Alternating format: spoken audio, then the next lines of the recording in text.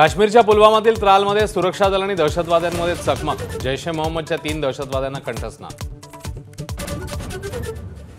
बेजबाबदार पाकिस्तानची अण्वस्त्र ताब्यात घ्या, संरक्षण मंत्री राजनाथ सिंग यांचं आंतरराष्ट्रीय अणुऊर्जा संघटनेला आवाहन।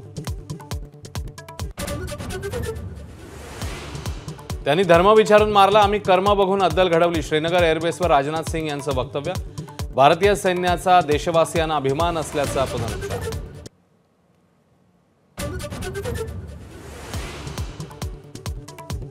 काश्मीरच्या पुलवामातील त्रालमध्ये सुरक्षा दल आणि दहशतवाद्यांमध्ये चकमक, जैश ए मोहम्मदच्या 3 दहशतवाद्यांना कंठस्नान।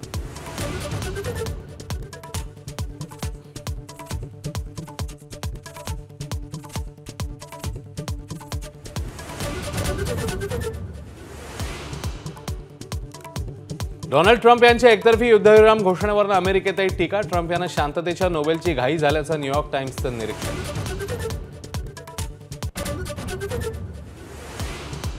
भारतात आयफोनच्या निर्मितीऐवजी अमेरिकेत उत्पादन वाढवावं, ट्रम्प यांचा ॲपलचे सीईओ टिम कुक यांना सल्ला।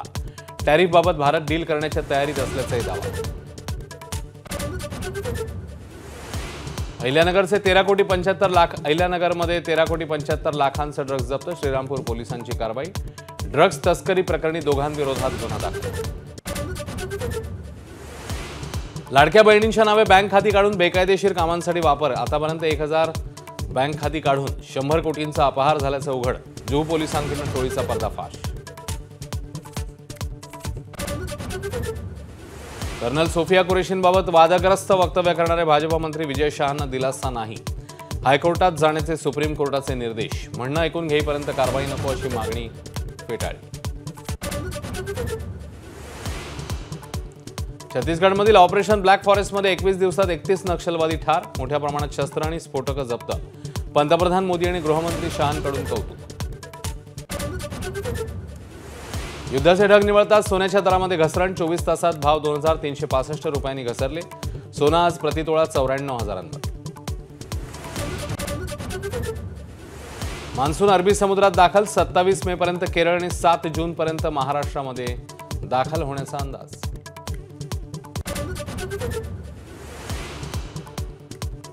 भारतीय चित्रपटसृष्टीचे जनक दादासाहेब फाळकेंवर बायोपिक बनवणार राजकुमार हिरानी, आमिर खान साकारणार फाळकेंची भूमिका।